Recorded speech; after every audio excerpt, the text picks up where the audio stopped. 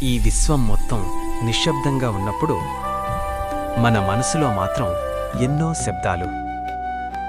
ఆ శబ్దాల్లో ఒక ప్రశ్న ఎప్పుడూ వినిపిస్తుంది: దేవుడు నిజంగా నాకు దగ్గరగా ఉన్నాడా? దేవుడెప్పుడూ మన దగ్గరే ఉంటాడు, కాని మనమే ఆయన నుండి దూరంగా నడుస్తుంటాం. ఈరోజు ఆ దూరాన్ని తగ్గించే 6 శక్తివంతమైన మార్గాలను తెలుసుకుందాం. మొదటి మార్గం: కోరికల నిజస్వరూపం.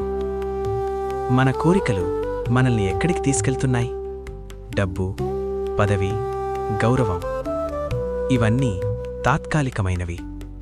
కాని మన కోరికలు దేవుని చిత్తానికి విరుద్ధంగా ఉంటే మన ఆత్మకు శాంతి ఉండదు.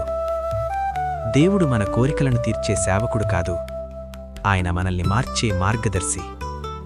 కోరిక అడగండి, కాని ఆ కోరిక మన ఆత్మను బలపరిచేదిగా ఉండాలి. రెండవ మార్గం: వదిలేయడం నేర్చుకోండి.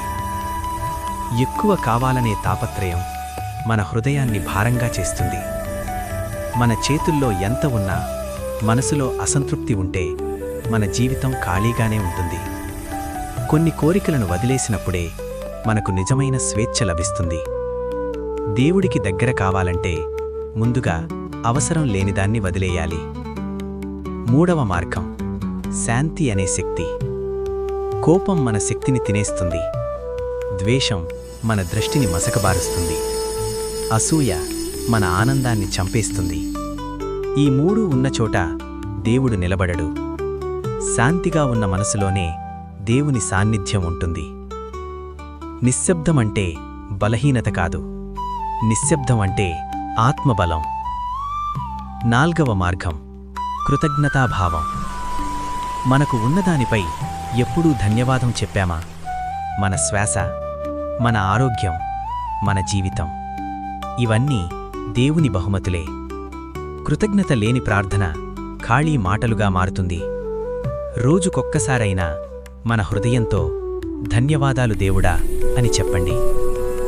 ఐదవ మార్గం: ప్రార్థన మరియు ధ్యానం. ప్రార్థన అంటే దేవుడితో మాట్లాడడం మాత్రమే కాదు, ఆయన మాటను వినడం కూడా. రోజూ కొద్దిసేపు నిశ్శబ్దంగా కూర్చోండి. మాటలు అవసరం లేదు, ఆలోచనలు అవసరం లేదు.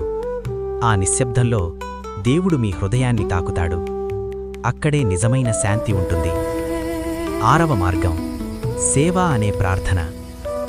దేవుణ్ణి చూడలేం, కాని ఆయన సృష్టిని సేవ చేయవచ్చు.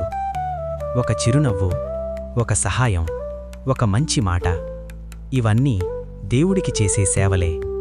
మన చేతులతో చేసే మంచి పని మన ఆత్మను వెలిగిస్తుంది. సేవ చేసిన చోట దేవుడు తప్పకుండా ఉంటాడు. క్లైమాక్స్: దేవుడు ఎక్కడున్నాడు? దేవుడు ఆకాశంలో కాదు, దూరంలో కాదు, ఆయన మన హృదయంలోనే ఉన్నాడు. మన ఆలోచనలు శుద్ధంగా ఉంటే, మన చర్యలు మంచిగా ఉంటే, మన జీవితం ప్రేమతో నిండితే దేవుడు మన ప్రతి శ్వాసలో మనతోనే ఉంటాడు. ముగింపు: దేవుణ్ణి చేరుకోవడానికి ఎక్కడికి వెళ్లాల్సిన అవసరం లేదు. మనలోకి మనం ఒక్కసారి చూసుకుంటే చాలు. ఈ 6 మార్గాలు మీ జీవితాన్ని మార్చగలవు.